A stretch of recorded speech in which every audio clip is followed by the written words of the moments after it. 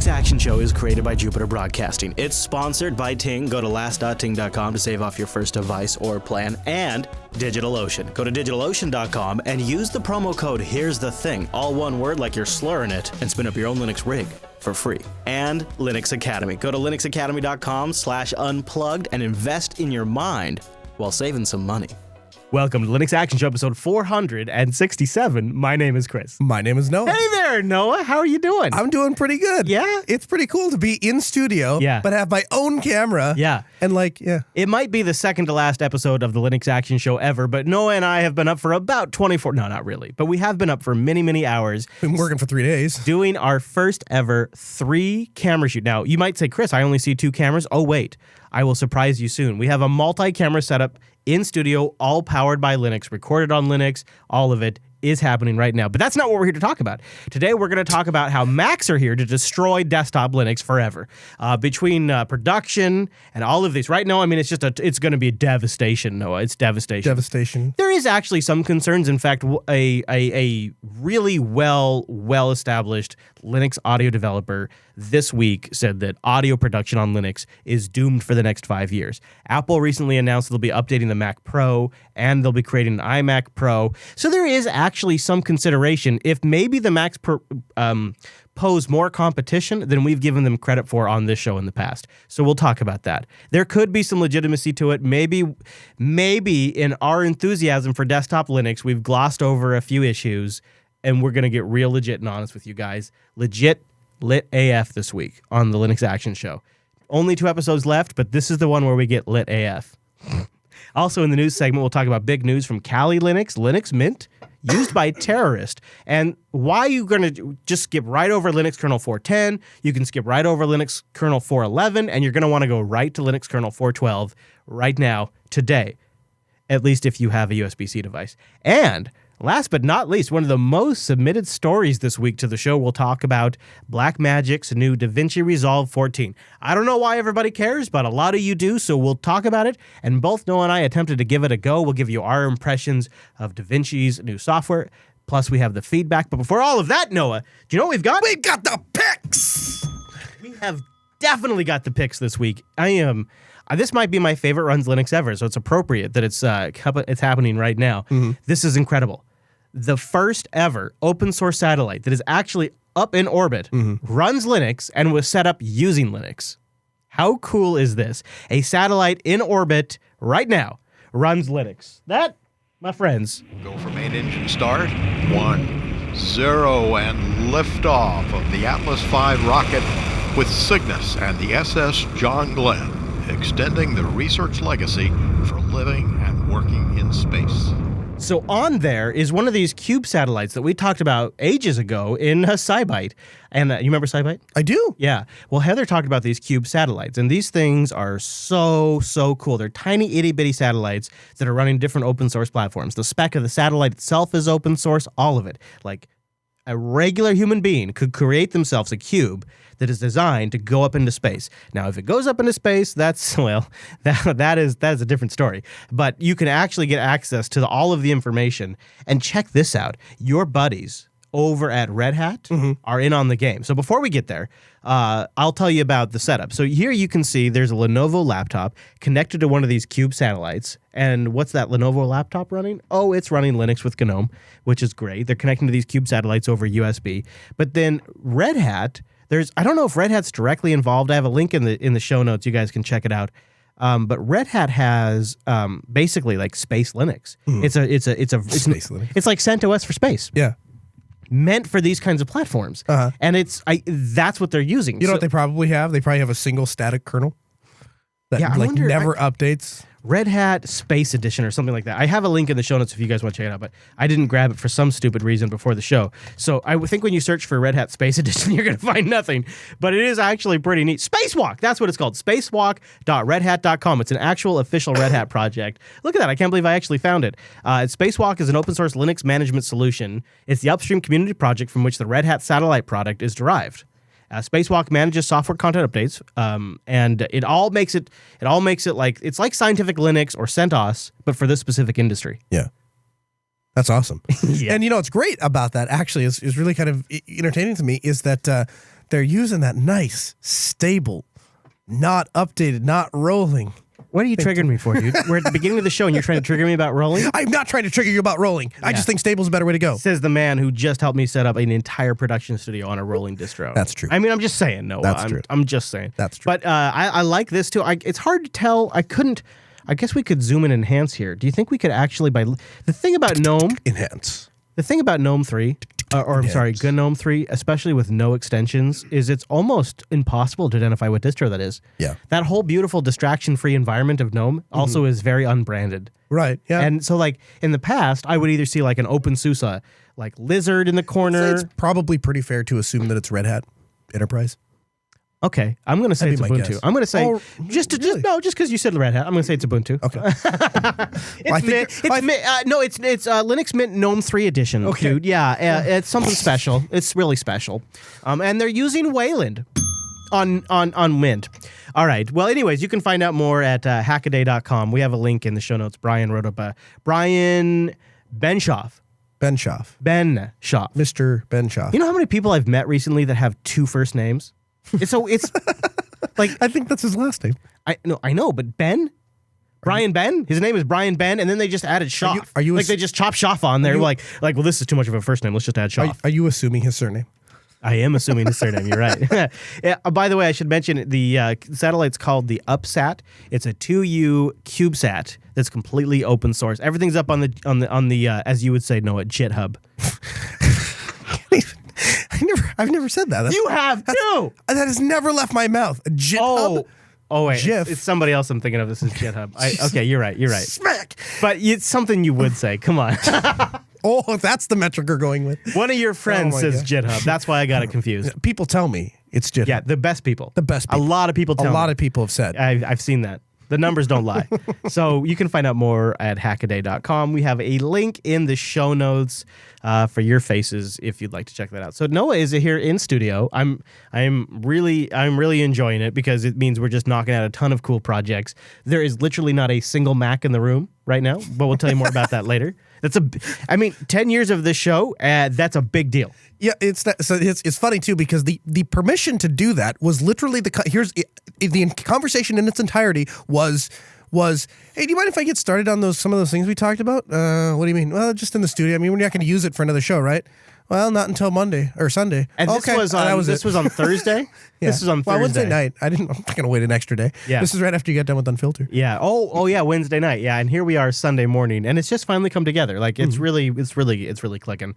So if there's anything weird, totally blame Noah, and also you're then blaming Linux and open source. Just saying. Yes. But if you want to screw Linux and open source, go ahead and point it out. Go ahead and complain. Yeah, go ahead. that'd be great. We'll take it. In the meantime, maybe we should have done it all on DigitalOcean. At least they get it right. DigitalOcean.com. Go over there and use our promo code. Here's the thing.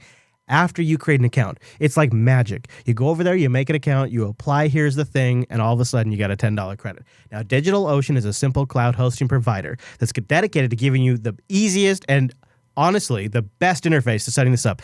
I'm going to take this whole spot right here. Okay. I'm not going to, I can't do it. I got only 2 episodes left. I can't do it. I have to be honest about something.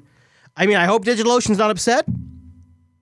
But the truth is, it's the best dashboard in the damn world. It's the best dashboard. The best dashboard ever. Nobody's got a better dashboard. Ain't nobody got a better dashboard, and I'll tell you why. So everybody else is like, oh, well, let's see. I just have to really do a great job about thinking about my features and my interface, and I'll just knock this off, and then I have a new DigitalOcean knockoff. Here's the thing. DigitalOcean ain't standing still. They're not sitting around. DigitalOcean's adding things like load balancers. They're adding things like monitoring. They're integrating that into the dashboard. They're adding things like block storage. New DNS DNS management, SSH key management. And the thing is, when you go to log into the UI for the first time, the dashboard, after they've added those features, it's not like, oh my God, how do I use this? I'm totally lost. It is, oh, it feels like these have been here forever. These have always been here. Best dashboard ever. They get, multiple DNS management, best dashboard ever. Oh, now they have best dashboard ever. Now they have highly available best dashboard ever. And then they have like this API. Now, I don't know why you'd want to use this API. Maybe you want to automate all the things you could do through the dashboard. Did you know that you can get the API string from the dashboard? Yeah, well, here's the thing, Noah. They might have the best dashboard ever. They might have a great UI to manage all of this thing, sure, but they got this API. So I'm like, let me go use the API so that way I can use the bots in my chat room to automatically spin up droplets and start and stop them so that way I can connect streams automatically, and I'll use it every single day. But you know what I found, Noah? You know what I found when I was efficiently using that API? You had to go into the dashboard to manage it? I just missed the dashboard because the dashboard is so good. DigitalOcean.com. Go over to DigitalOcean and check out the dashboard. It's a great dashboard. Go over to DigitalOcean.com and use the promo code. Here's the thing. They got a dashboard. You can use that dashboard to check out how to spin up a VM. It's not like a regular VM either. It's a VPS on their Linux-based infrastructure with SSD storage. So that way the dashboard loads super quick. And on top of that, they got data centers all over the world. So you can spin one up in San Francisco, New York, Singapore, Amsterdam, London, Toronto, Germany, India, wherever you want. I don't care. They got a dashboard. I literally got to a point where I was calling it the D word on Ask Noah because I didn't want to get in trouble with the viewers. So that's Check it out at DigitalOcean.com. Sign up. And then apply our promo code. Here's the thing. Now, we are working on a way to completely re-automate all of our OGG, WebM, Opus, I believe it's OG. Theora, Opus, and VP8 files. And you know how we're going to do that? We're going to do it on DigitalOcean, DigitalOcean.com. When Alan Jude wanted to add a little more capacity to Scale Engine, you know what he did? He went to DigitalOcean at DigitalOcean.com. Use our promo code, here's the thing, and a big thank you to DigitalOcean for not only sponsoring Linux Action Show, but damn that dashboard. Damn that dashboard, DigitalOcean.com. Use our promo code, here's the thing, and a big thank you, DigitalOcean, for sponsoring Linux Action Show. And if you hadn't had a chance, they got the best dashboard in the industry. Check it out. DigitalOcean.com. Okay, so I've got a desktop app pick that we could basically just throw this mixer out. We could throw all the equipment out. And Well, good, let's do that. just take this microphone and raw dog it into a USB port and call it good. Okay, all right. You don't need none of this hardware. You don't need none of this stuff. It's called Pulse Effects. It's called Pulse Effects. It's a Pulse. It's a limiter, compressor, reverberator. Hello. Hi there. And a stereo equalizer. And also, it'll auto volume things, all running on top of Pulse Audio. If you're watching the video version, you'll see the beautiful GTK3 interface that really takes advantage of that built-in header bar. I mean, look at that. I mean, damn, that's nice. And you can see a real-time VU meter of all of the sounds coming in and out of your Linux box. And then you can modify like the EQ, the compressor, a gate. It is everything you would need to do a podcast that sounds decent if you have the right hardware by yourself and make an MP3 file without any additional hardware other than Linux and a USB microphone. I would love to play with this because, in my experience, I am.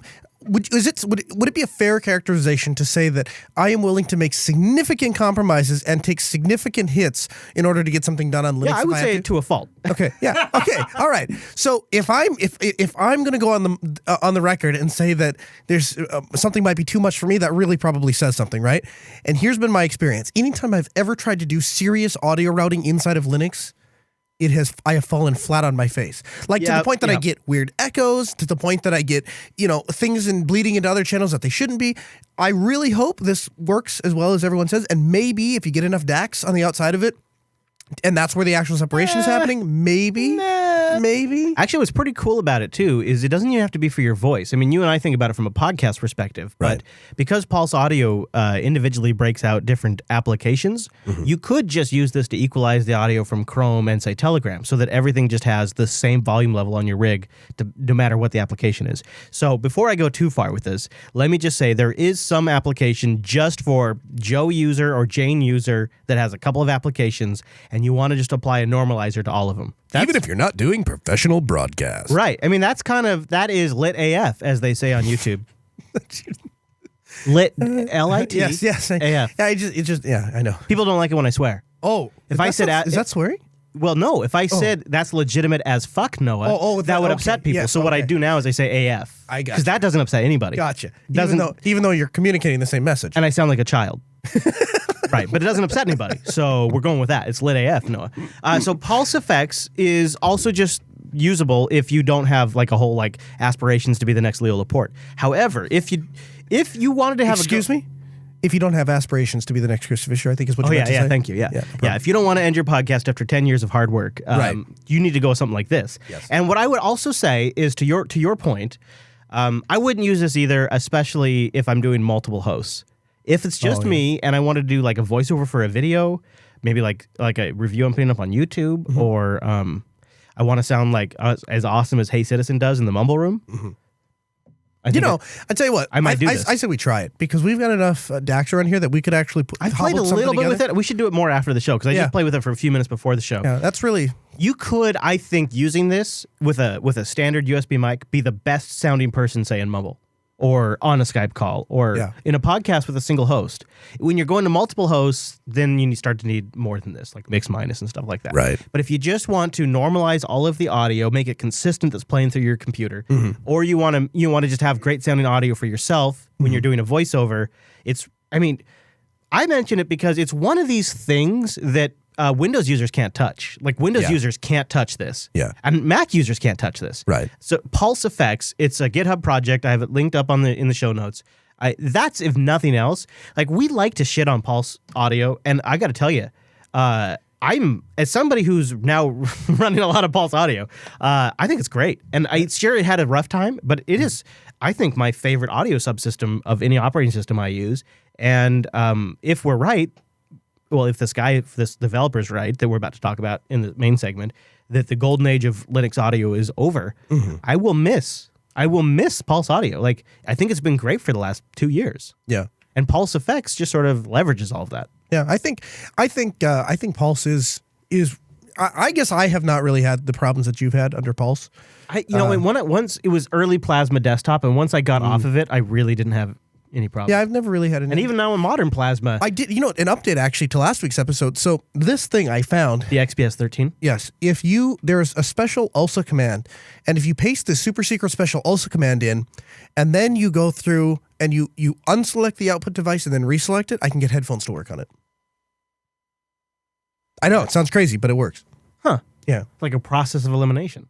Yeah, well, it's like I have to first. It's like it enables the device, but then I have to unselect it and reselect it to get it to actually output. I have to do that every time I plug headphones. That in. is annoying. But at least I can use it, So it's all right. Yeah. It's not bad. Have you ever been like watching like YouTube videos and like the audio's been like all over the place? Oh yeah, This would solve that. yeah, for sure. Because running so it's neat. Anyways, I just thought that was kind of cool. I have it linked up in the show notes because it's probably going to depend on your distro if there's a package or not. That's it's one of those things. But while we're still doing them, go to jupiterbroadcasting.com/LASPicks, last picks, and we'll have our past picks on there, and they get updated from time to time, so we try to get that in there. And we've got great stuff if you're loading up a new Linux box and you want to try out some great applications, jupiterbroadcasting.com/lastpicks. All right, Noah, with the picks all done, let's do the news.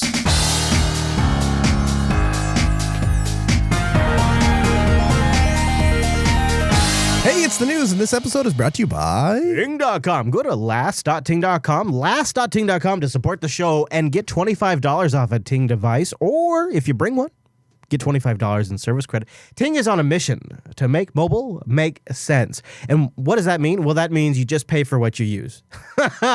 Isn't that crazy? Minutes, messages, and megabytes. Whatever you use, that's what you pay, my friends. And it's just $6 for the line. Go to Ting and look around. Check it out. In fact, do me a favor. Keep the show going for 10 more years by going to last.ting.com. Actually, maybe I should. You know what? I need a new line. Say goodbye to the Linux Action Show by going to Say hello to user error by going Say to hello to 6G mobile networks. Yeah, say hello to 6G mobile networks by going to last.ting.com and learn more, because Ting is the first to market with 6G, not 5G, mobile network technology. That's right, my friends.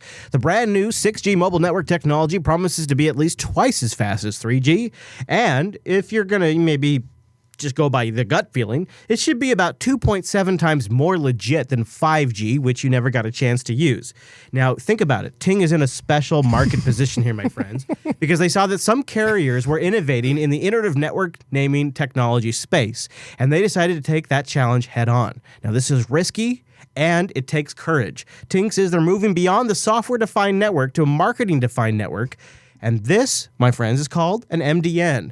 By twisting the pencil and rubbing your mustache, you can maybe have the next big rush. And now think about this, break it down, because when you think about 6G, it doesn't mean shit. So you can make it mean anything. The underlying technology of a 6G mobile network technology is the exact same thing as two 3G networks plus LTE without any of the other hype. Then you combine that together into some sort of super network. If you're going to press all that together, then really, why not have LTE, but you just call it 6G? And that, my friends, is marketing BS. I love this. This is a blog post by Ting. I love it. This is good. This is exactly what I was upset about. Ting says, we're very happy to be the first to bring this brand new mobile buzzword to the market. While our CPO is one writing this press release, I feel completely comfortable with each and every quote that is being attributed to me. Yeah, you know what? If you just want simple mobile that isn't a bunch of crap, isn't a bunch of hype, check it out. Last.ting.com. They got a CDMA and GSM network. You can pick which one works better in your area. You pay for what you use. And if you go to last.ting.com, not only are you voting for an open source podcast that's covering Linux and open source, you're voting for changing the mobile industry. Instead of duopolies that have agreements, and not contracts, but agreements, you get to speak to a real human being with no limits, no contracts. Instead of having some crappy interface that's meant to upsell you constantly, you get the dashboard from Ting, a double-down dashboard that is better than any dashboard in the industry. And they got CDMA and GSM networks. That means if you want to bring your internet phone or your Samsung Galaxy S8, or maybe, let's be honest, your reasonable Nexus 5X or Pixel, Ting's going to be the perfect network for that. And they've got the controls that you need to shut off individual aspects of your account, turn things on, or maybe, like Noah, take it up to the next level without a mute switch. Go to last.ting.com. And while you're there, read all about Ting's new first-to-market 6G mobile network technology marketing network. Can I ask you a question? Which dashboard do you like better, DigitalOcean or Ting? Well, I gotta say probably Ting, just because like the cellular duopolies have kept us behind for so long. Where like at the end of the day, I could get by with a command line with what I personally need from DigitalOcean. Yeah.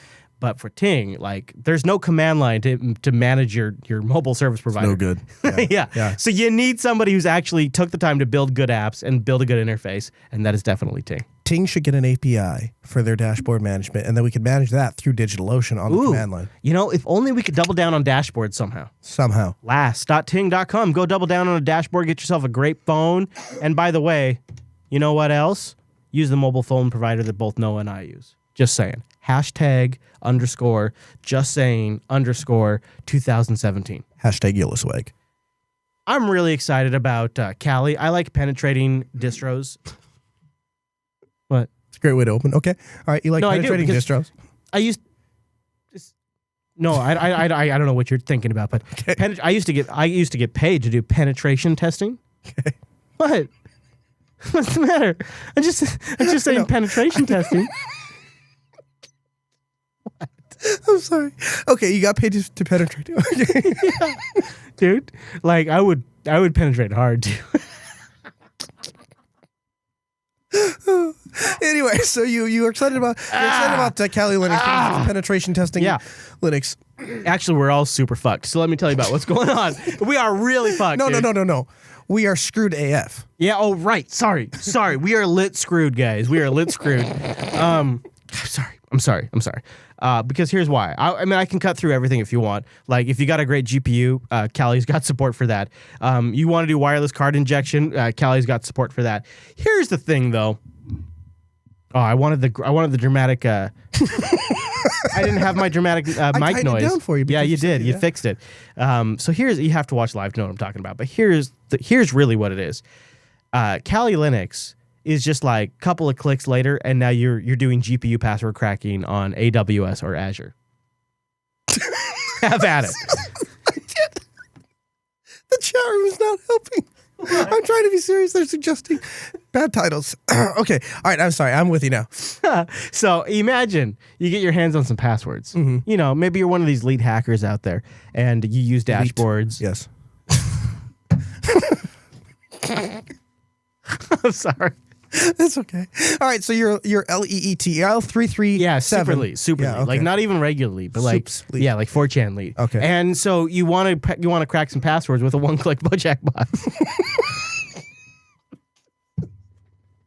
Oh my god.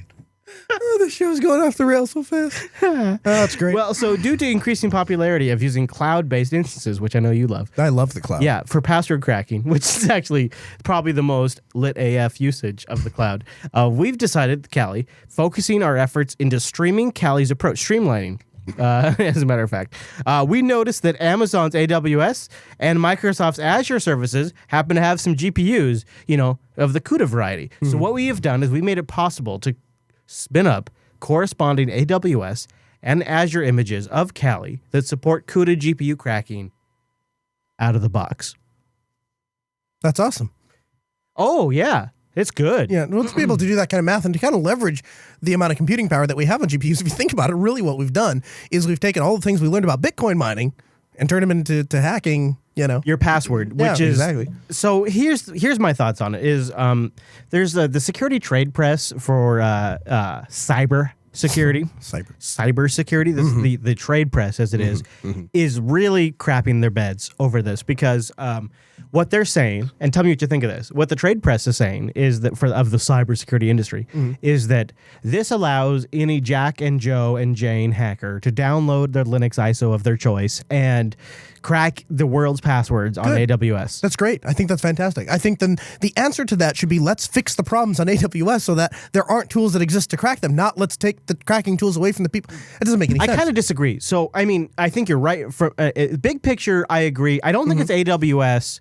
I don't think that's what the problem is. I think the problem is shitty passwords and how we authenticate. Sure. And I don't feel like there's not like some sort of like cybersecurity underground group that lives on Tor that all of a sudden is going to be empowered by Callie. Even if there was, I guess they're already cracking passwords. Right. And the thing is, if I don't believe in like artificially making a line and being like, well, technically the tools exist to do this, but we should. I don't know. It just doesn't seem like a good way to go about the problem. Myself, the most common times I've cracked passwords have been for either clients or when I worked there and I was doing security audits. And Sure. I do think it means that if your average person that knew about Kali Linux and somehow got their hands on somebody's password database, yeah, I mean, maybe they now have a better tool than they had in the past. But if you look at that compared to the bigger picture of state-sponsored attacks or even internal hacks, they've already got tools. What Kali Linux is doing is automating tool sets that were available to these people for a while now. So it's not like Kali Linux is all of a sudden enabling a new level of hacking. But if you were to read the press, that is essentially what it is. And even the Register, which I like a lot, has kind of sort of played into this. So the Register's headline, which I would say would probably be the most respectable in our community. Here's their headline. Kali Linux can now use cloud GPUs for password cracking. Boom, right up there. Right? But it's just one of the features. It's just one of the features. In fact, it's not even the most obvious feature or the easiest to use feature. It's just one of the features. But this has become the headline feature of the new Kali Linux, is now Jane Hacker can download Kali Linux and use Amazon's unbelievable powerful cloud, because Amazon's so powerful, to crack passwords. So just plain devil's advocate. So what do you suggest we do if not concentrate? I think everybody just needs to shut the fuck up. Okay. Yeah, I mean, really. I mean, because everybody's freaking out about nothing. Yeah. But as somebody who's used this tool legitimately to audit his own networks, to audit clients' networks, this is a very legitimate tool. And password cracking. So let me tell you. So I have personal experience with banking, but I can imagine there's other industries that must be like this. Right. So in banking, they will come in, and they, being the FDIC, they hire auditors to make sure that you are worthy of your FDIC insurance. In the States, we have this cute little thing that nobody takes a bank seriously unless it is FDIC insured. Right?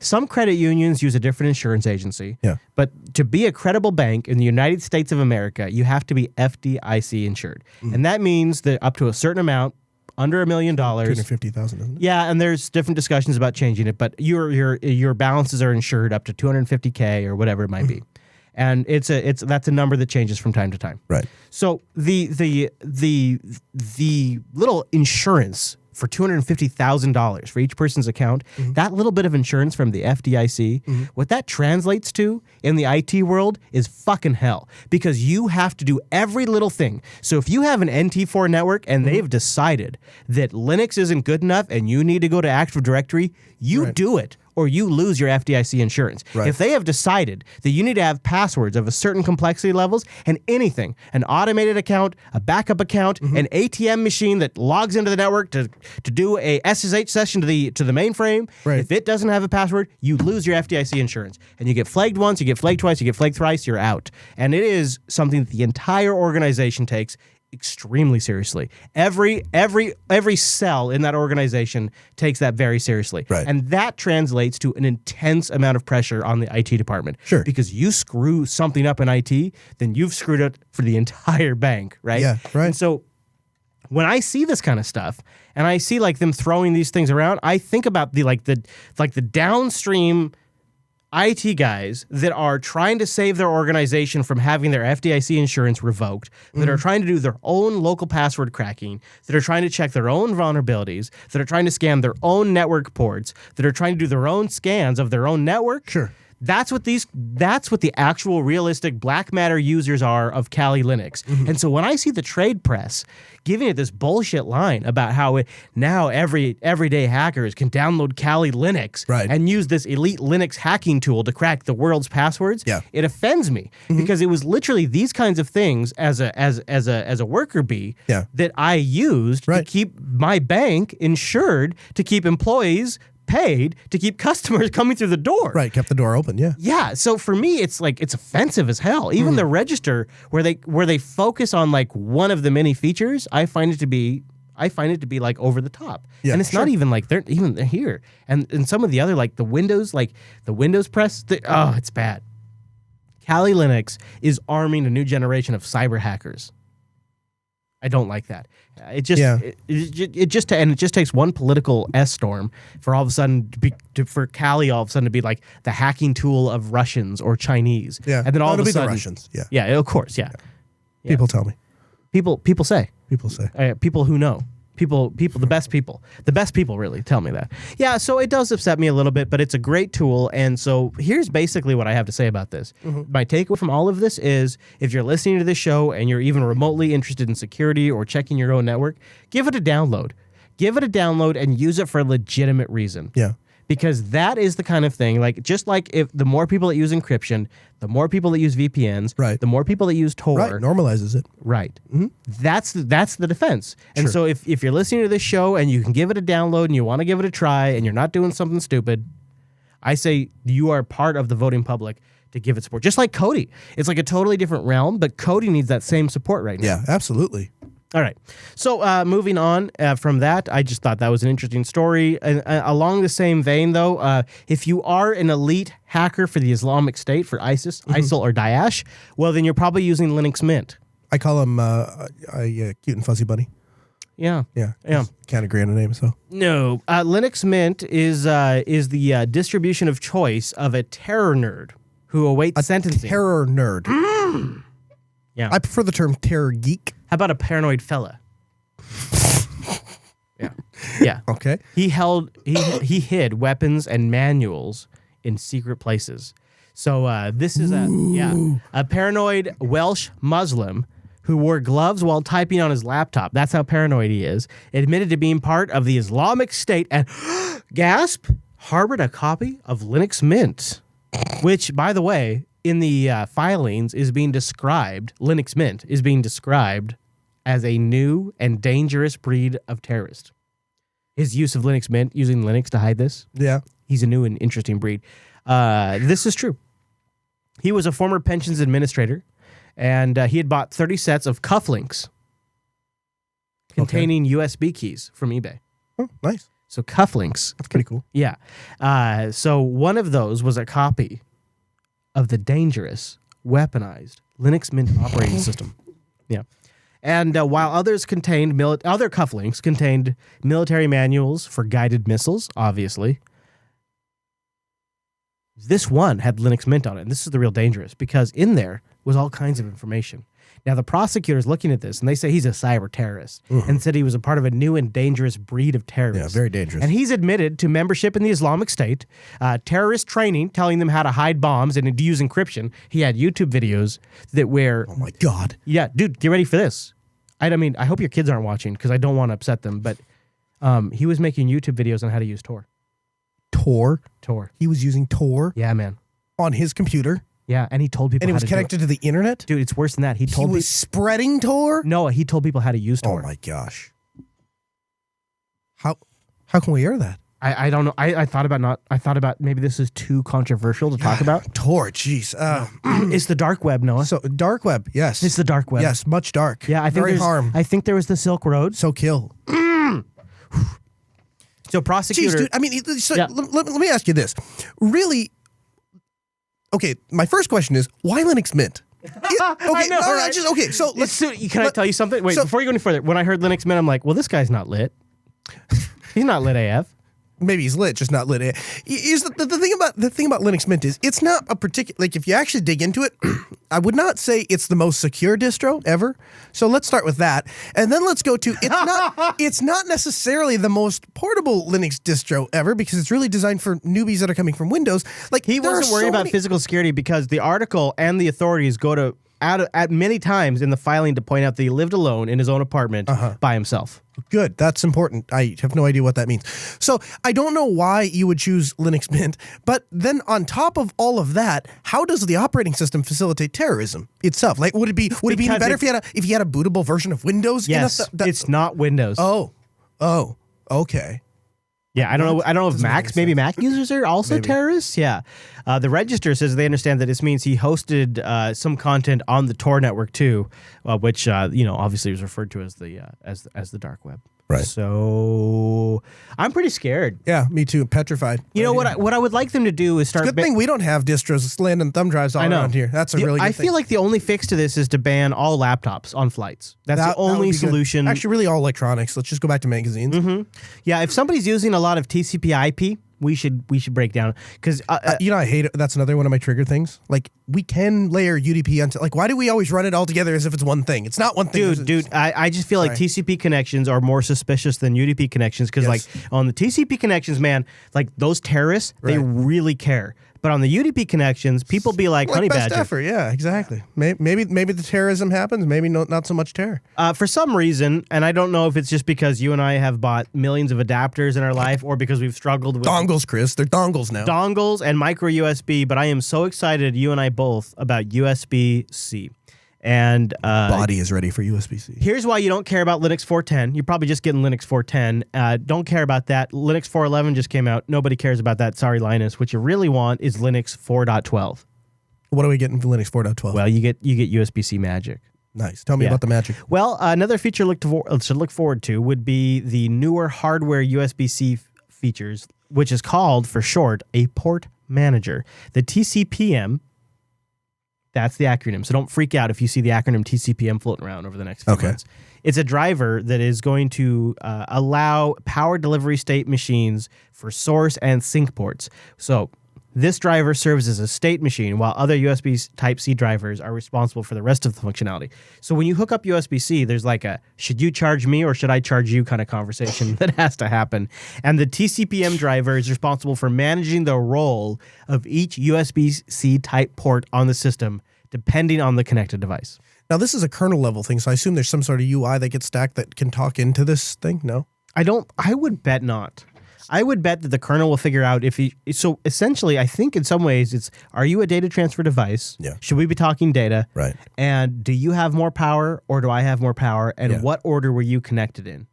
And that's essentially what this thing figures out. And I think that all happens at the kernel level. So one of the things that's interesting about USB-C. But I don't get any decision in that? Like, I can't choose which device charge?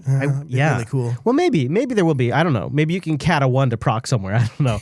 But so the thing to think about though is like if you hook say let's just say like you take this camera right here. And let's say that was USB-C and it had a big 500 milliamp battery on it. Sweet. Actually, let's say it has even bigger. Let's say it has a 5,000 milliamp battery. 5,000. And your laptop doesn't have that big of a battery. No. If you hook the camera up to your laptop over USB-C to import footage, right? Which should be charging which? Nobody knows. This figures that out. So should the laptop be charging the camera, or should the camera be charging the laptop? I mean, personally, I would prefer a pop-up box and say, you've just connected your phone. Would you like the phone to charge the laptop or the laptop to charge your phone? I'd like to be able to choose that. That's ridiculous. Yeah, me too. Yeah, me too. Yeah, I sure would. So maybe someday we can just get like some a of little us, UI thing. make no mistake about it. There will be a bug file at some point where somebody says, my cell phone keeps charging my laptop. And that will happen. I think we're going to go through a period of time with USB-C where we just work that S out. The good thing I don't really ever charge any of my devices from my laptop. I've never done that. Yeah, like last night I did. Go fast enough. Last night I crashed here at the studio, and so I plugged my phone into my computer, my desktop, to charge it. Oh, you did? Yeah. I guess if you have all night, it's not bad. Yeah, exactly. Yeah. Mhm. All right, so you and I are both really excited about buddy. it. And a lot of folks in the subreddit at linuxactionshow.reddit.com apparently are very excited about it. I guess they have a lot of hardware. DaVinci Resolve 14 is out, but what's more important is it's out for Linux. And in DaVinci 14, they've made a few changes, most of which are the ones that we'll be talking about are like the editor features and some other things. So DaVinci really has a name for themselves for color editing. So Blackmagic owns DaVinci, and they make a lot of different hardware. And one of the things they also make is color correcting software. So you bring your footage in, and you color correct it there. You can apply LUTs, which are like pre-done math to modify the colors of the video. Mm-hmm. You can bring all that in. You have a separate application to produce your color. And now what Blackmagic is going to do with DaVinci 14 is they're going to merge that with an actual real linear editor for video. So it has, they say, hundreds of new features for colorists, and also for the first time, you're going to like this, audio professionals. Nice. They have a new playback engine, which they say is 10 times faster. DaVinci Resolve 14 has a revolutionary new multi-user collaboration tool, such as like bin locking, chat, and timeline merging that allows editors and colorists and sound editors to work on the same project at the same time. God, that's getting to be a thing, huh? There's so many different places. Premiere is working on the same thing. Premiere, and then there's also that, I can't remember the name of it, but there was a video editor that's specifically on Linux that it is the entire video editor is set up to do collaborative editing, and they were kind of in the beginning stages. We saw it at System 76. I don't know if you remember that. Oh, absolutely, I remember that. And the thing was, like, you move a clip and it moves on all the screens. Like, people are trying to make the Google Docs for video editors, which I thought maybe we'd get to like video editing on Linux first, and then we'd try to do collaborative editing. Right. But the industry is just moving on. The industry is just saying, you know what, it's time for collaborative editing. Maybe we don't have to bother with Linux. We're just going to get collaborative everything. Yeah. And it's nice to see DaVinci being one of the few, because Adobe's working on this too. It's really nice to see actually something from DaVinci shipping for Linux right now. They have high-end audio editing available in here. They have virtually every imaginable editing and trimming tool available, making it perfect for creative folks or people working on simple YouTube videos. They have a high-performance playback engine, which works great with high-resolution video. And they support processor-intensive formats like H.264 and RAW footage. And the reason why that's important is every camera that anybody that's going to buy that's under any camera that anybody's going to buy that's under $8,000 is going to shoot in H.264. Right. So having great H.264 playback is pretty important. Yeah. All this is pretty great. I tried to get it running on Linux, and I had a lot of different mixed results. Yeah, I did. I tried just installing it on plain old Ubuntu 16.04 and no luck. Yeah, I tried on Arch. I tried it on Arch. Of course. The thing about Resolve is it's really designed primarily for color editing, and then when you edit, it's designed for editing with very sophisticated hardware consoles. Right. Like you and I have some cool tools, and yeah, man. Look at that. Yeah, it is a 1, 2, 3.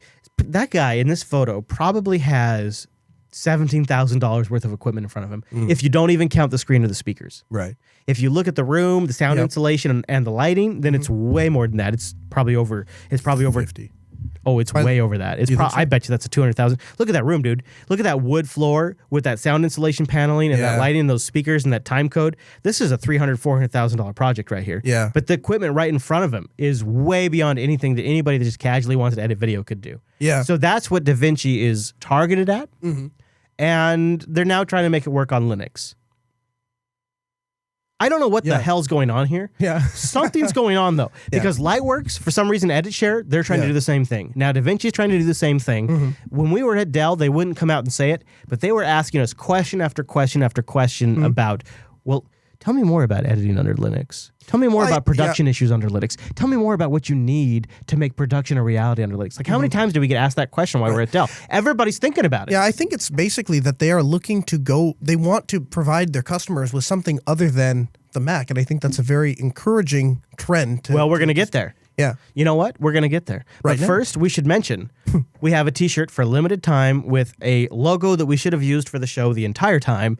It is a Bearded Tux logo with the runtime of the show, 11 years. The time has come. A lot of you have asked if we're doing any going away swag. This is it. teespring.com/allgoodthings. If you want one, there's 7 days left. Grab one. I've ordered a hoodie, a t-shirt, and a long sleeve shirt because it's not like I'm going to get another chance to do this. You can too. teespring.com/allgoodthings. Get a bearded tux. Hey, by the way, tux looks way better with a beard. Hashtag just saying. # just saying. teespring.com/allgoodthings. One word. That's what we're sporting this year at Linux Fest, right? I hope so. I hope so. All right, now let's go finish that conversation.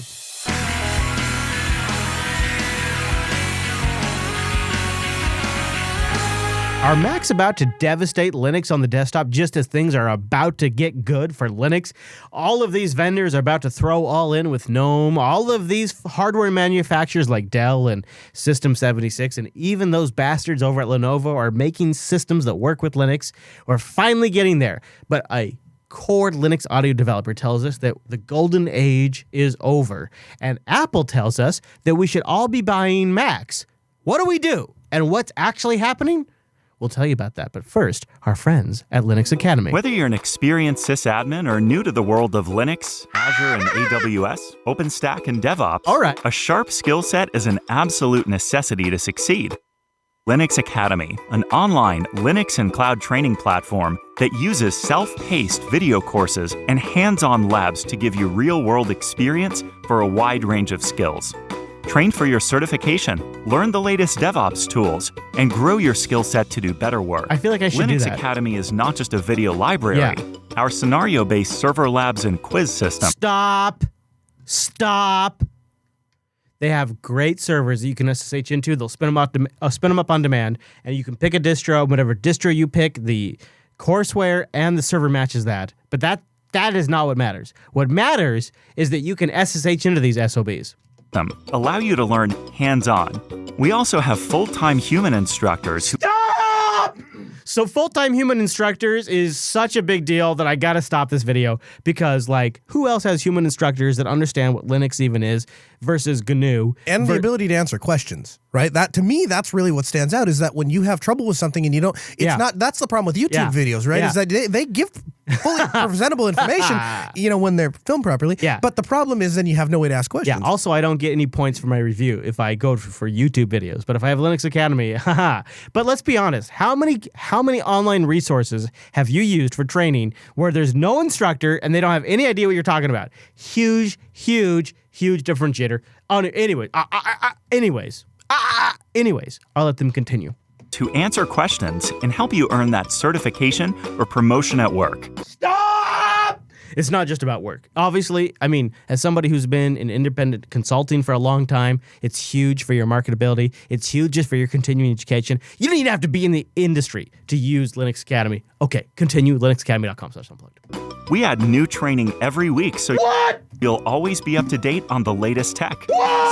Sysadmins of every experience level use Linux Academy to stay on the bleeding edge of the Linux ecosystem. All right. You should too.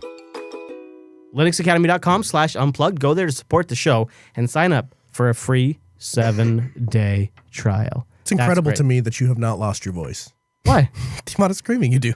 Dude, it's my job. It's your job. It's my job. I got to lubricate it first. So what I do is I do a regimen of coconut oil and I gurgle it. And I just gurgle coconut Put oil. some butter in that coconut oil? Yeah, man. in Well, your coconut coffee? oil is good for a lot of things. It's good for a lot of things, from lubricants to to throat vocals. And Linux Academy is like a lubricant for your mind. Well, let me tell you, some company that linuxacademy.com/unplugged. And a big thank you to Linux Academy for sponsoring this here Linux Action Show. So I'll tell you about a company that wants to lubricate some stuff. Apple has been changing up the waters, I think. And I think that there's a lot of people, and the question has to be asked, if you go to a conference, why is it a sea of MacBooks? Oh, Why- my God. I have Thank to you ask- for being legitimate Why- about this, because I thought you were going to be a poser and you're going to pretend like this wasn't a problem. No, but you're right. It is a huge problem. And I have to ask, why does the Linux Dude. Foundation, the largest advocate of Linux, why are they all using not their own platform, but they have Linux on their payroll, and they are using Macs. to do Linode. I mean, I love sure, Linode. yeah, they bring Macs But you to- ever notice how Linode is not an advertiser on the show? Guess what? They don't use Linux. They use Linux to run their servers. They don't use Linux. I love Linode. I think they're great. They don't use Linux on the desktop. Like, they don't use Linux the way we use Linux. They Right. use Linux to make money. And it is a good service, but they use it to make money. So- and that defines... Hold on. Oh, I'm fired up now because you got me. This defines the entire technology industry. We're all happy to use Linux on our servers. We're all happy to use Linux on our devices. I mean, it's a joke. Everything runs Linux. Like, the fact that we have a Runs Linux segment is a stupid idea. If in 2017 I launched a new show, I wouldn't have a Runs Linux because everything runs Linux Right, except for embedded your stuff, yeah. everything in the entire universe runs Linux except for your Windows machine and your Mac. That's what doesn't run Linux anymore. Everything, I'm sorry, and your iOS device. Right. Those three things, your Windows machine, your Mac, and your iOS device don't run Linux. Right. Everything else in the entire world runs Linux. So now let's talk about market share, because while you can condense it down into three labels, the fact is that the market share of those three labels, the representation of people, the representation of money, the representation of buyers of those three labels is astronomical compared to Their purchasing Linux. power, you mean? Yeah, absolutely. So if you look at because I've spent a lot of time thinking, how did we get to this point? And really what it was Microsoft drove people off of their own platforms, because 15 years ago, 20 years ago, everyone was using Windows. And if you were in the IT crowd, you were using Windows, right? There was a couple fanboys that were like, I'm doing Apple, but you had access to no Or software. Linux. Yeah, right. But for the most part, people were on Windows. And when I would say around that XP time, right after XP, maybe after 7, as Windows continued to get crappier and crappier, and there really weren't very many improvements, and the desktop wasn't as stable, a lot of people started to go to Macs. And what you saw happen was a lot of software vendors said, oh, we need WebEx? Well, if you're on it was an accepted thing. Are you PC or are you on a Mac? And they said, oh, I'm on the Mac. Well, now as more and more people were on the Mac, said, well, we better make software for Macs. And eventually Microsoft Office, they come out and they produce software for the Mac. And now it's just kind of accepted that if you're on a Mac, that's just an acceptable thing. And it's companies' responsibility to figure out a way to get Mac users to be able to Right. work into their environment. Right. And I would say, actually, in some ways, the last year and a half, 2 years have been the golden era for super powerful Linux hardware. System 76 has released the Oryx Pro. They have incredible desktops. Really powerful, like super powerful desktops. Dell has the $10,000 laptop. They have that all-in-one that has Xeon processors, ECC RAM, seriously dedicated graphics, 4K display, a 5-speaker, 6-speaker integrated soundbar. Like, this is full-on professional Linux. And at the end of the day, that's just a piece of hardware. And there's no software on top of it. And there's no operating system, because they're going to another company like Microsoft to get Windows, or they're going to Canonical to get Ubuntu. And at the end of the day, what Apple is doing is they are taking their hardware and they are not selling you a computer. They're selling you an experience. No, they're selling you a package. So Right, actually, yes. in a way, they're selling you, actually, depending on the profession, they're selling you an application. Right. So Final Cut means, when you say I use Final Cut, what Right. that means is I can use hardware that hasn't been fully updated, or I can use hardware like, say, the new MacBook Pro 2016. I can use hardware that's come out but doesn't have the GTX 10 series graphics Right. card. It doesn't have the latest and greatest Ryzen. It doesn't have more than 16 gigs of RAM. Right. But what it does have is it has an application developer and an operating system developer and a hardware driver developer Right. and a kernel developer and a hardware manufacturer who are all one company. Right. And so we will write everything for one thing. And so you can take the MacBook Pro, or you can take the shitty, out-of-date Mac Pro trash can, and you can put Final Cut on it, Right. and all of a sudden your benchmarks are better than maybe the latest and greatest Linux box using Lightworks with a GTX 10 series graphics card simply because they have the oversight of the entire stack. And I think what the reality here is that seriously high-end professional video or seriously high-end professional compute, and when I say that, I mean AI, I mean like neural networks, like really big data stuff. If you have somebody who creates the application that manages that, and that same company manages the driver, that same company manages the operating system, that same company manages the hardware, and that same company manages the sales, all of a sudden, what you get is a no-compromise device. Even if it's a year out of date. Right. And so the problem is, where Apple falls short in their file system, there's plenty of things that we in don't, their hardware, plenty of outdated hardware, right? Sure. They don't even update it. Yeah, Where and I've ragged on the file system 1,000 times. But where they fall short, it's still good enough for most people, and even the people that it's not quite good enough for, they're willing to look past that because of the other market advantages. Yeah, I was watching on Google Plus, Swampy, Linux journalist. He's interviewed Linus a couple of times. He basically goes to every single trade event ever.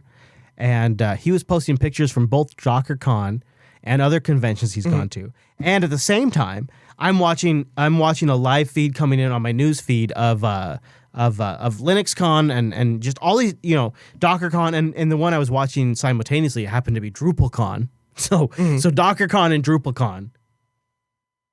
Big deal. Right? Yeah. Oh man, these are big deals. Right. Oh, everybody cares. But legitimately in the industry, big deals. They're going on right now. And just since this episode is recorded. And he's posting screenshots. He's posting snaps of events. He's posting this and that. Other folks on Twitter are posting this and that. And you know what they all are? They're all screenshots of Macs. They're all screenshots of crowds that all have MacBooks with the glowing Apple logo over them. They don't glow anymore, by the way. No, not anymore. Not the newest ones. But what we have here, and you and I have kind of like, we flirted with this problem on the show before. But you go to these open source events where you have server software running on Linux. Right. You have stuff that's managed over SSH. Right. You have stuff that's installed via packages. Yep. You have stuff that's updated via packages. You have stuff that runs on top of the Linux kernel. And every single person at that event is managing it with a Mac. Right. Because they can. And so the question then becomes, how did we get there, and why can't we seem to move ahead? And the reality is, it's not that we don't have any competitive advantages on Linux. We have plenty. There are plenty of software packages that are amazing under Linux. Take FFmpeg, for example. The problem is, we have to decide, do we stick with our freedom philosophy and license it as GPL, which ultimately means it's going to get forked and be brought over to an already existing platform. So stop right there. Is the problem that the moment we get something that's really badass, so let's take OBS. OBS, great example. FFmpeg. Yep.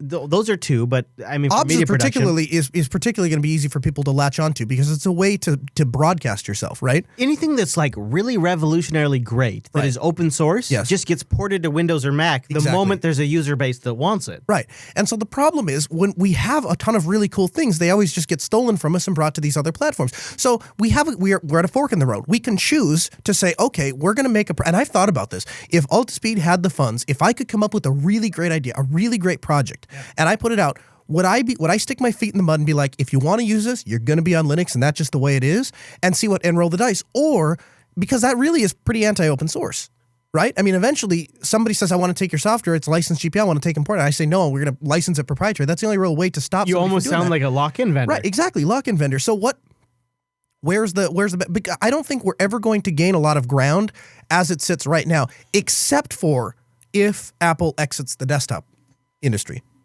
If they decide, hey, listen, the world is moving mobile. We've never held more than 10 or 15% of the desktop industry anyway, and we make like 60% or better of our money on mobile. Well, so more than half of all the phones out there are iPhones, especially here in the U.S. If we were having this conversation a month ago, I'd say like, yeah, man, that's totally possible. They love the iPhone. That's the future of Apple. But since then, we have had Apple held like this special press conference with Apple-friendly journalists like John Gruber, and they brought them in. They said, come here on this table. Come here, let's talk about this. The professional market is very important to us. And we're going to work on this super hard. And 30% of Mac users use professional apps, from Xcode to Final Cut to Logic, 30% of the Mac market. So we're going to release a new iMac that has Xeon processors and ECC RAM and dedicated graphics. And on top of that, we're going to release a brand new modular Mac Pro that will have modular graphics and modular CPUs and modular memory and modular hard drives. Right. And we're gonna finally deliver machines. And I bet they still make more money off the iPhone 8. Well, absolutely. But here's the issue: is your world where we're going to use DaVinci Resolve 14, or we're going to use Lightworks, or actually it's Lightworks 14 or whatever the DaVinci version. Right. But you know, I got you. that is predicated on this sort of convenience factor of Apple ignoring the Mac platform. It's our friends over at System 76, the Galago Pro is predicated on the Mac Pro missing the target. Our friends MacBook at Dell, Pro, it is predicated, the XPS 13 is predicated on the fact that the MacBook Pro is missing the target. And you know this because we have talked to these people individually, and there is a market opportunity because Apple is not delivering the hardware that these users want. Right. True? You agree? Yeah, absolutely. No disagreement? Not only, and we have personally talked to these vendors? We have, and not only, I think on top of that, though, I think there's also an added part of, I think that there's a large portion of developers that don't like developing on Mac aside from the hardware. Well, before you get there, my issue is, because I think that's two separate issues. I agree. So there is one set of people, to be honest with myself, if it comes down to getting work done, I care more about the fact that the hardware is shit than the fact that the software is proprietary. Sure. Yeah. And the reason I have switched away from Mac is not because of Mac OS X, although I do not like it. I have switched away from Mac because they have not been competitive on the hardware. That's why, at the end of the day, you and I are sitting in a room right now that for 10 years has had Macs in it and no longer has any Macs in this room because they have not been competitive. I will always pick the thing that works the best for the thing I am trying to do. I try to look at them as tools and not a religion. That's my take on it. Sure. And for a long time, the Macs have been a better tool. Right. We crest that, and now Linux and a general hardware platform is a better tool. There is the possibility that in the fall that they may release a 5K iMac with a Xeon processor and dedicated graphics that is going to stop that bleeding. Maybe. As every time Apple leaves a lull like this, right? They don't develop for a little bit, they don't release a new hardware, you get people that jump off the platform. Now, I'm not naive enough to think that a lot of those people are coming to Linux. I think there's a good majority of those people that are coming over to the Windows. Or from Windows, and the Premiere side. But the reality is, those people are not coming back to Mac. I don't believe it. And if they came back to Mac... So you mean we're catching them before they ever even try the Mac? We're catching them as they're switching? No, I'm saying maybe they were on Mac to begin with, and now they've jumped off. They jumped to Premiere. Nomadic Fanatics is a great example, right? So he goes over to Windows on Premiere, and what I'm saying is, even if he ever went back, he's still on the Mac, though. But in Premiere, though, that's my point.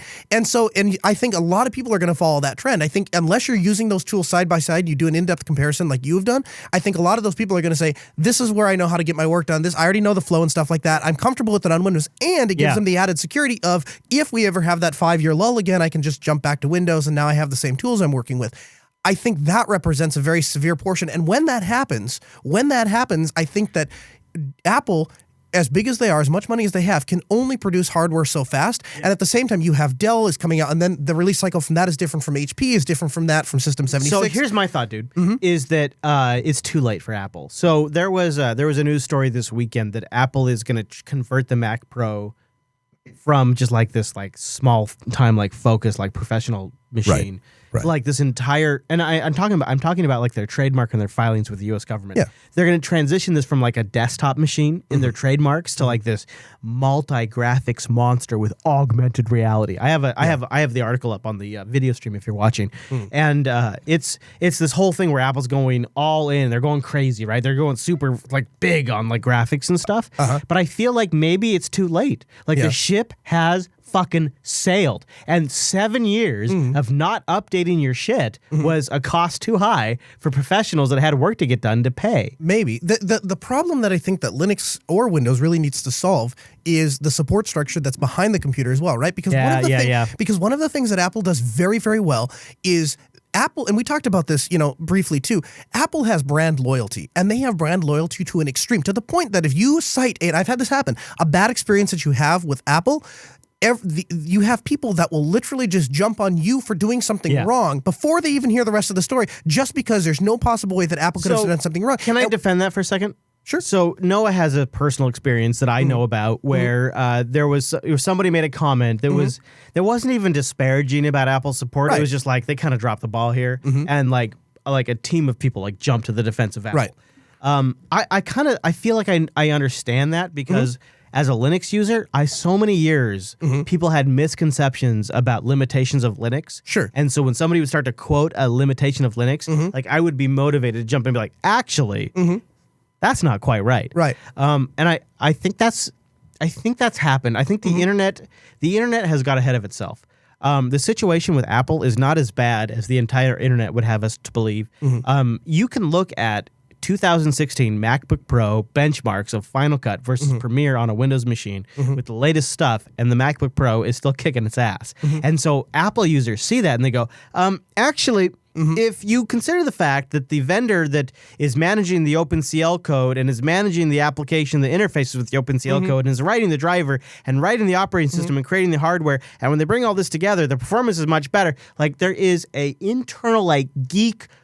Right. The specs tell me this is better, and you don't know, so I have to defend it. Regardless of if they're correct or incorrect, what it does, undisputedly, is buys Apple time. It buys them time to try out different things, and they have their To screw it up. Just focus on the phone. and then course correct. Yeah. So we can release a trash can and try something really cool. Now, if tomorrow, if Dell said we're discontinuing all of our workstations, we're making a trash can, Dell might go out of business for doing that, right? Yeah. But Apple can say we're doing this, and what brand loyalists will do is they'll say, okay, that's fine. I just won't use my capture cards for 7 years until they get around to fixing that. And I think I disagree. See, I think that buys. Here's the problem: is I think when you say people use Macs because they like Apple, because the fanboys like Apple, because of brand loyalty or whatever slang you want to use for why people buy Macs. That is what you're doing is you are writing off all of the reasons people buy Macs. What you're saying is Maybe. none of the reasons people actually use Macs are legitimate. They're simply buying Macs despite all of the overwhelming evidence because they like Apple. And what that is it's a short circuit in your brain to say, I don't have to analyze all of the reasons people might find a Mac advantageous because that would argue with my narrative of why the thing I have chosen is better. And so what I'm going to do is I'm going to go with the thing I've chosen, and I'm going to apply a narrative to them. I disagree, and I'll explain why.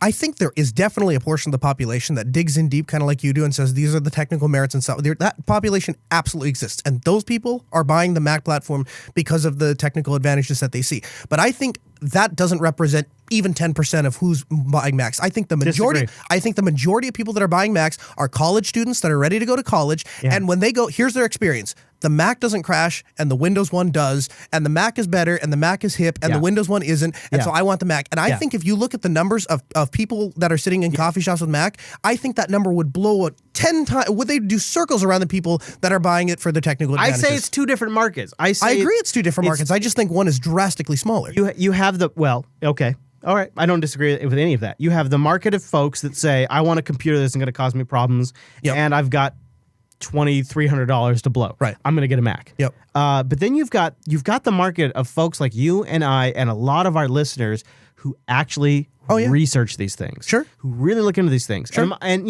I will go to, kind of proud right now, I will go to my mom. Okay. Who is not an expert in computers, who wouldn't know the difference between a 133 megahertz bus and a PCI Express bus. Like no idea. But she can sit down and she can research the shit out of something. And she has ended up on a Mac over and over and over again since about 1984. And I'm not joking. Sure. So for her, it doesn't require that she understands the difference between DRM and AAC managed media. What matters to her is specs for performance and cost for job versus output for job. Sure. And the Mac is devastating. In fact, it is not even nothing's really a factor. The Mac is devastating in that metric. And that's the one she's going by. Sure. So for her, she can look at it objectively and go, this is a stable platform, and if I buy this laptop today, in 3 years, I can turn that laptop around, I can sell it for about 70% of what I paid for it, buy the next thing when my client comes in and pays me, and do the next job even better. So let's break that down. First of all, I think your mother, while that's exceptional, I think that represents, again, a marginalized portion. You mean of the entire creative industry that uses Macs? Creative industry, that probably is the entire industry that uses Macs? I think creative industry, but here's the thing, even in the creative industry, I can pick that apart. That guy at the music store that we were talking to, he did not know the technical specifications of Mac. Here's what he knows. The music industry uses it, so that's what I'm going to buy. So again, it gets kind of back into that brand loyalist. But let's pick that apart a little bit. Why does the Mac have such a high resale value? Well, it has a high resale value. Because they don't ever update it. That's why, dude. Yeah, they're low supply and demand. Because it's a highly sought after product, because they have a lot of that brand following. So it's easy to sell a Mac because there's always somebody around the corner that wants to buy one and doesn't have necessarily the money to break in. But I argue, like, and going back to what you're saying about, I'll project a narrative because of what I've chosen. Here's what I've chosen. I've chosen to fight a different set of problems. So on the Mac, there's problems on every operating system. I have chosen to fight the limited software availability that I may have on Linux in exchange for, man, I can load my stuff any computer I darn well please. And I can pick today when that Dell has a 13-inch laptop that I can use. I can take this and use it until Lenovo, after 4 orders, gets my 270 right, and then I'll go to that which has a more robust build, an Ethernet port. But I like that fighting I'll take the software battle, because really all I'm doing is email, terminal, Firefox. And now this. All right. So now I'm going to flip sides. I'm going to play devil's advocate for the position I was just arguing. So then you get to a certain point where you get to become a business and you want to make money and you got multiple people involved. Right. And it's not like you want to be rich. You just want to pay your bills and be able to buy gas, maybe a hot dog if you're lucky. Right. And the reality is that you and I this weekend ripped out the 2 remaining Macs in this entire effing studio. We did. And we put in all new Linux machines. Well, not new, but we reloaded them with Linux. Right. And you never once asked me for the serial number, for the license activation information, for a login. And we had to reload it halfway through because of some, various issues. Because I'm a picky bitch. Right. Yeah. I didn't want ZFS on my root partition because every time we update the kernel, the ZFS machine won't boot. Not that I chose to do that to begin with, but. I agree to a certain degree. There is a practicality that comes with using other platforms. Right. The issue though is what happens. You're talking about a business owner. What do you do, Chris, if you're not the owner and operator of a technology podcast and you just need to be able to broadcast? And now what? Because who's going to come in and set this machine up for you? Right. Who are you going to get? Because I can go down to the Apple store and tell them I need something with wires. Here's the thing that sort of gives me a little bit of hope is that the reality is that sort of like this. It's sort of how erosion works. Like once it becomes open source and once it becomes generally available, it might take a long time, but after years and years and years and years of blowing against the trend, you sort of shave that rock down, and that's Linux and open source. So you and I sitting here redoing this entire thing, all Linux, all open source, not a effing ounce of proprietary software making it possible. Right. But at the same time, we are having a conversation with our buddy Chase, who is working at a local ABC national affiliate, and they needed to get something up on the live stream immediately. And this is where I say you have the erosion effect, because eventually it just becomes, well, this is a thing that's available online and it's free, and so I've had time to fuck with it. Tell him what he did, though. Go ahead. No, so basically, he needed. I was building it up, dude, for you. He was setting in needed to put up a streaming for a local system. ABC affiliate. And so they said, well, let's get a Wirecast machine like we've always done and get a Mac and put all this stuff in. And they said, we don't have a budget for that. So here's what we want you to do. Just get something up and running. So he just repurposed an old Windows box and put OBS on it and got it working. Now, the thing to take note of there is, kind of what you were saying about erosion, is eventually what's going to happen is we're going to get to a point where the ABC affiliates look and they're like, here's the thing. We put that OBS box in, it ran for 2 years, and we took it out and shipped it to Wirecast, but really there's no difference in performance. So maybe we should just leave it on the OBS the next time, and you get to that point where you say, well, it's good enough, and you have the added benefit of people like Chase. They can take that software home. They can try it out. They can learn all this stuff. As a business owner, the thing that costs us the most money at AltaSpeed, bar none, training. Our absolute highest expense. Getting people trained.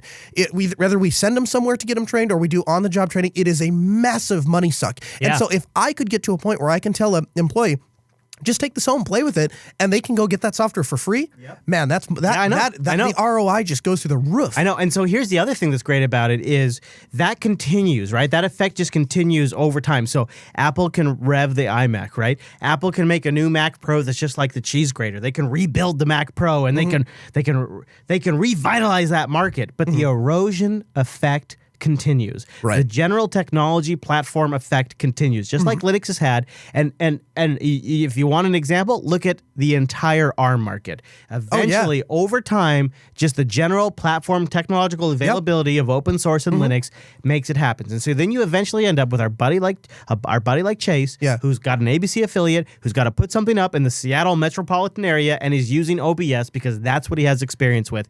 And it doesn't matter what Apple does. He didn't have to get budget approval. It's really, Yeah. And now think about this too, because you mentioned the Pi. Think about Microsoft tried to break into that, right? They said, we got all these computers, all these kids using it. We're going to release a thing for Pi. How many people you seen you running Windows on the Pi? How many people you seen? It just isn't happening. And you know why? You know why? Because we've got a competitive advantage there, and we have penetrated that market. And again, just like people are resistant to change on Windows, just like people are resistant to change on Mac, now that we have a dominance in that particular area, there's even Microsoft with all their money can't break in to a $39 computer market, right? Even if you could use the same software, same things that you're using on desktops, nobody wants to do it. So all we need is just enough of a gap that we can break into that market. And once we get a hold, people start looking, they go, yes, there are disadvantages to Linux, just like there are to every operating system. But overall, there's a bunch of competitive advantages, and the amount of stress that you have with Linux is so much less than those other operating systems. I'll take it. And actually, one last thing, the software construct, which is really the worst part about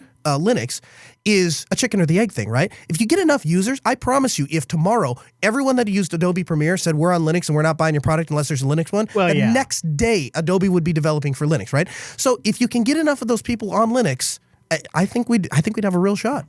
Yeah, I think there's so much more that needs to happen before that clicks into place, but it almost is irrelevant. But it's a social construct is my point. There's no technical limitations. Yes, and that's very true. And the reality is, if today you wanted the best video editing machine for a prosumer market, maybe it's a Mac, maybe it's Windows. It actually doesn't matter because in 5, 10, 15 years, it will change. And the reality is it's always changing, and the general technology platform that is Linux will continue to advance. And when commercial interests no longer are there, like when Apple no longer has a commercial interest in the high-end video editing market, or when Adobe no longer has an interest in the Flash market, which 4 years ago, 5 years ago, 6 years ago, 7 years ago would have been insane.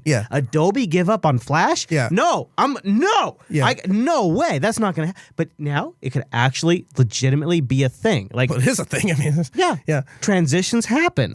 And the general technology platform that's available for everybody for low cost that you can experiment as a tinkerer and as a high-end professional, the gap between those two users is actually much, much smaller than we like to pretend. And that is, in the end, what will make Linux win out.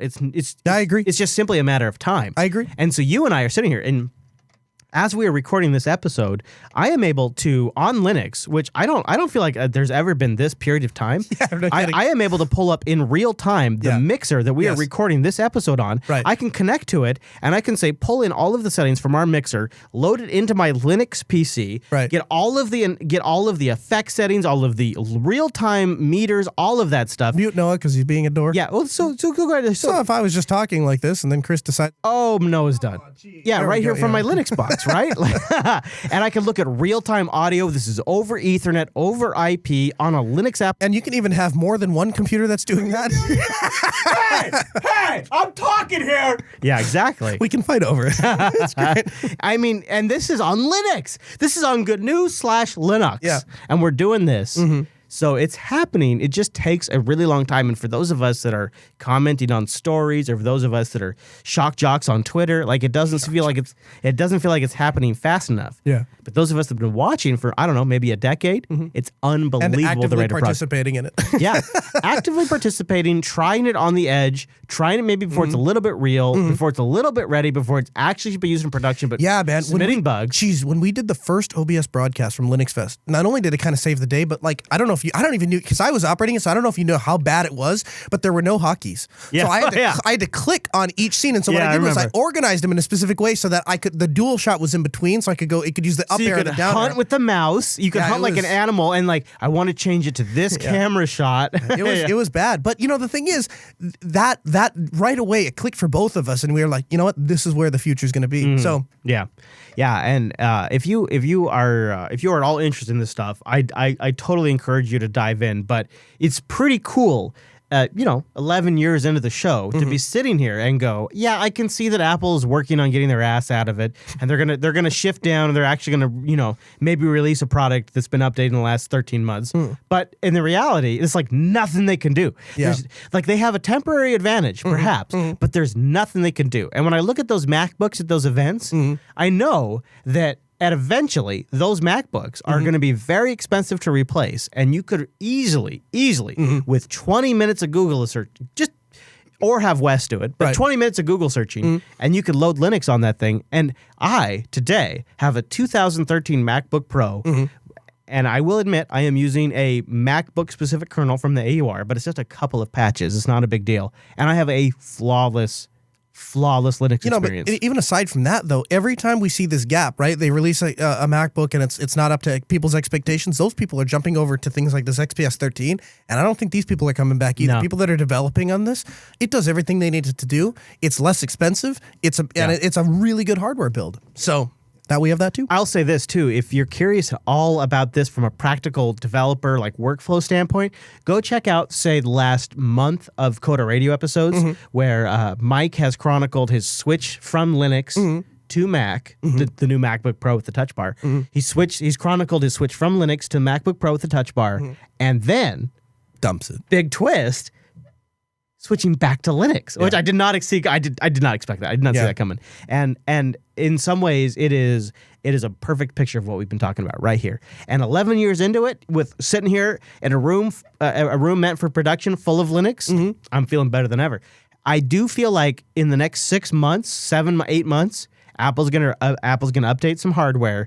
Professionals are gonna, they're going to stop the bleeding, and there's going to be a lot of hype, especially if it's matched with a new OS release. Yes. There's going to be a ton of pressure on Linux to perform. I say step back, take a deep breath, look at the big picture, and give it a 3-year view, give it a 5-year view, and it just literally does not matter. Yeah. And that is huge. I agree. Yeah. I love it. That's it right there. I feel like we should end it on that note.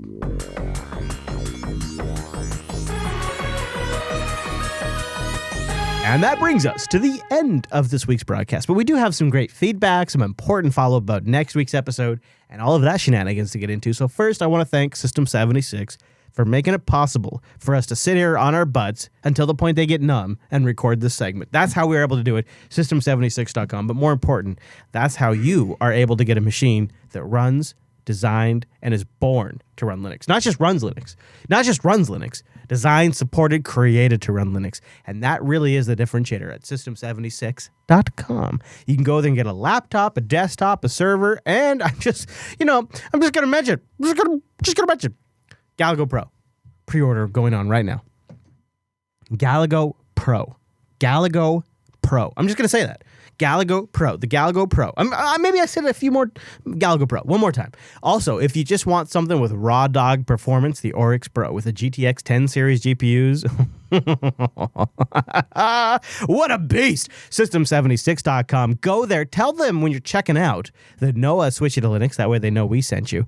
And if you're just even in the market for a desktop, they got a new model Meerkat, which is ridiculous. The CEO of System76 makes it work for him. They got the Leopard workstation. And then, if you got something to prove or maybe a job to get done, they got the Silverback workstation. Silverback workstation's so good, I will reach over this table and smack that bell. System76.com. Go there, check them out. Tell them that Noah switched you to Linux. If you need something to just work, if you want to get some, maybe some tasks done, you're a task-oriented type of person, System76.com. Maybe you don't want to troubleshoot, System76.com. Maybe you want to support somebody in the local Linux ecosystem, System76.com. Or maybe you just want to say thanks for all of the great 11 years of the Linux Action Show. System76.com, totally unrelated, but just coincidental. I have been a System 76 customer for 11 years. Nice. That's awesome. It is great. All right, so Christopher writes in and he says, we talked last week about a bug with the NVIDIA proprietary graphics driver. Basically what it does is it creates little white boxes around every time you click on a menu. Yeah. So Christopher writes in and he says, hey guys, that's an NVIDIA bug. We use a Dell Precision 7710 with an NVIDIA GPU at work. You have to drop to a terminal and type compx, and I think he says compiz, -- replace. That clears it up. There is no word on the fix from NVIDIA. P.S. I work in a Ford Motor Company and we're using Ubuntu for the autonomous driving development. I will miss last. You guys have been a huge help in my career so far. Well, thank you. And I hope Christopher, Oh my with a God, K, is that a helpful tip? I hope he stays tuned for user error.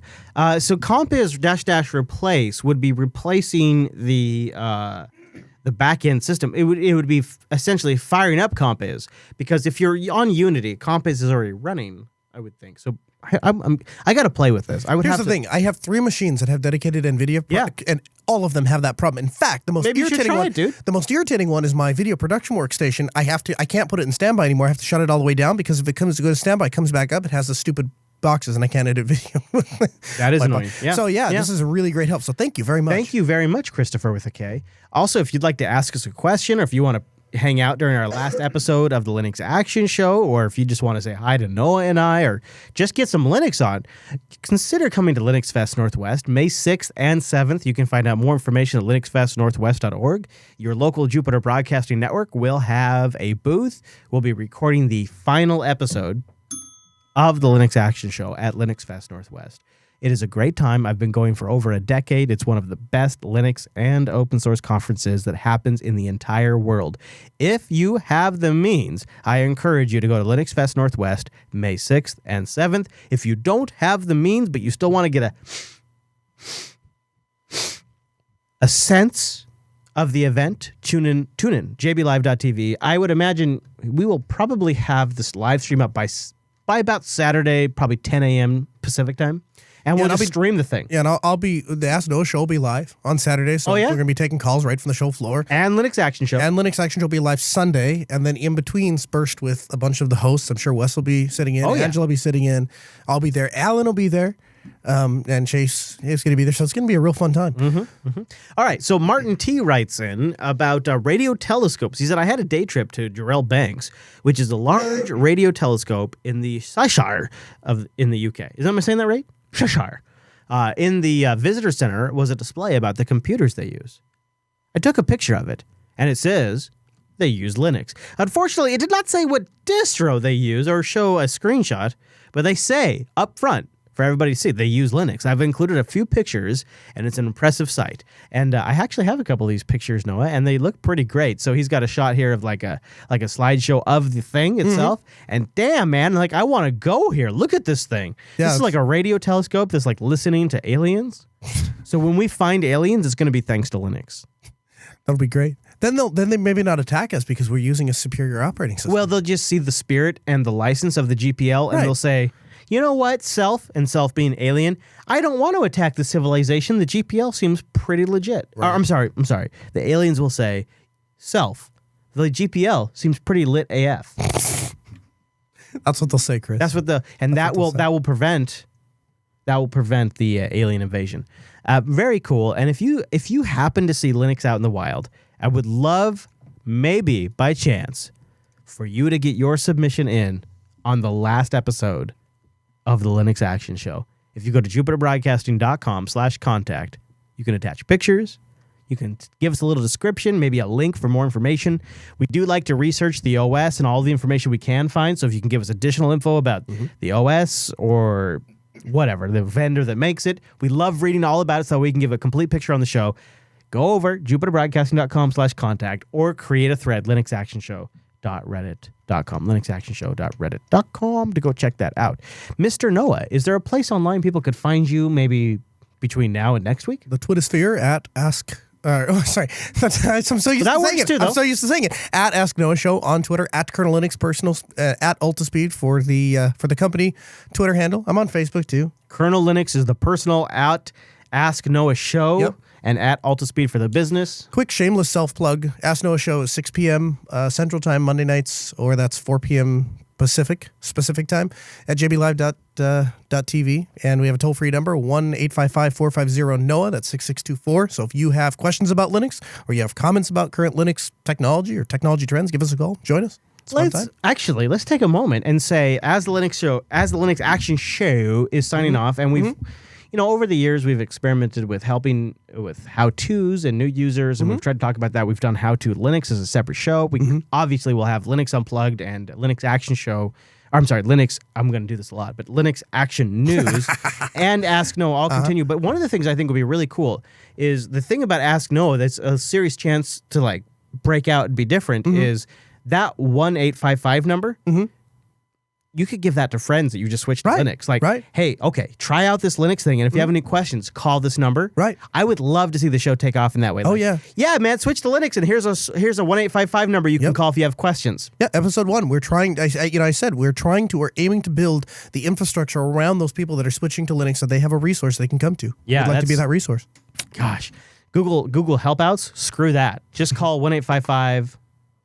450-NOAH, 6624. Boom. Thought you were going to finish it. No, I was going to let you do it. Also, you can follow what I'm up to. I am at Chris LAS on the Twitters. I am at Jupiter Signal if I'm a company. And if it's my personal vlog, it's jupiterbroadcasting.com/rover. They just all get posted there. Or youtube.com/Chris Fisher, which may change. Which may change. May change one day. But for the meantime, it's youtube.com/Chris Fisher. That's my name. And we will be back next week live from Linux Fest Northwest. However, if you're curious about how our Linux endeavors go, tune in throughout the week at jupiterbroadcasting.com, because all of the shows, even if it's not an aspect of the show, will be recorded, produced, all of it under Linux right here. No Macs in the studio. It is a beautiful day at Jupiter Broadcasting, so check out the whole week. Welcome. Go to jupiterbroadcasting.com/calendar to get all of the live times, or just check out the front page for shows, and make sure you're subscribed to Linux Unplugged, because it is kicking ass these days, and you can find it also at jupiterbroadcasting.com. It's another Linux podcast that you definitely should be listening to if you're not already. Okay, everybody, thanks so much for tuning this week's episode of the Linux Action Show, and we'll see you right back here next week.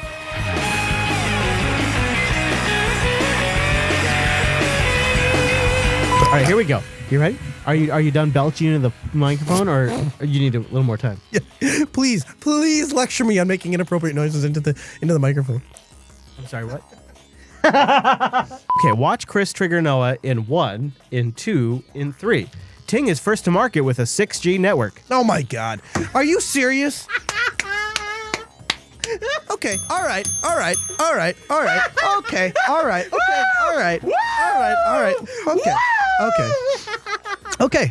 Here, let's look.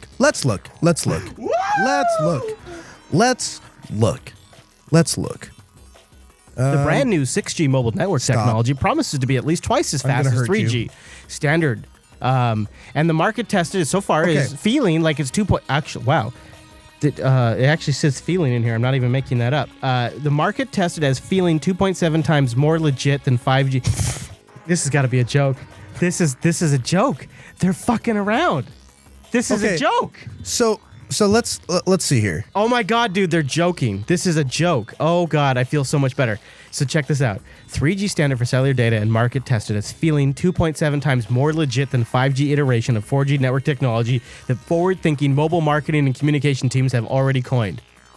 They're fucking around, dude. So really? They're fucking around. Really? They're on my side. Yes. They are fucking around. That is great. While most other carriers claim to offer speeds of 6G mobile network technology, Ting is the first to market with 6G rebranding today's LTE standard. That's gold, dude. Oh my. So for those of you that don't know, because you wouldn't know, Noah and I were literally just having a ranting, raving conversation in the car about how cellular networks don't care. Not just cellular networks. There's a whole bunch of companies that do this. But basically, they take what starts out as a scientific measurement of something. Like the standard for 4G, I was trying to look it up. It's something like it's supposed to be like 80 megs down or something. 100 megs, yeah. It's supposed to be a given standard. And so that number means something. You know what's nuts is this is live. In fact, Rikai, since you're watching, I wanted to mention to you that we should not apply the compressor or... The compressor. Fuck your gaffer's tape, dude. Seriously, fuck your gaffer's tape. Okay, fine. Let's use your 2-pound stuff. Oh, Rekai. It's not that Firefox crashed. It's just that it went not in the... Oh, no, it crashed. We're going to go with it crashed. But it didn't crash, though. No, we're going to go with that. Then he's going to say, you can't... I have a Chrome narrative. I'll decide what the narrative is. I don't know what that's from, but I like it. I wish I had the mustaches clip right now. I'd play it. I want it. Oh, you think I should just worship you because you have a mustache? You feel like it's not going to last. Hey, guys, welcome. Okay, all right. Okay, kidding. here we go. No, let's do it. That's all fine. right. It's fine. We're going to do that. That's how I'm going to do it. Nice. That's how I'm doing it, Noah. Okay, I don't think you should do it that way. In 3. In 2. I want to start the news. Hey, it's the news, and this episode is brought to you by... Ting.com. Go to last.ting.com. Ting is on a mobile. What now? Let's do that one over. What happened? Did you forget what they are? They're on a mobile. That's no good. Hey, Rekai! What's he have to do with this? I don't want him to leave that part in because that would be so embarrassing. I would just be so embarrassed. We're making great time Hey, today. Noah, could you quit screwing around? No.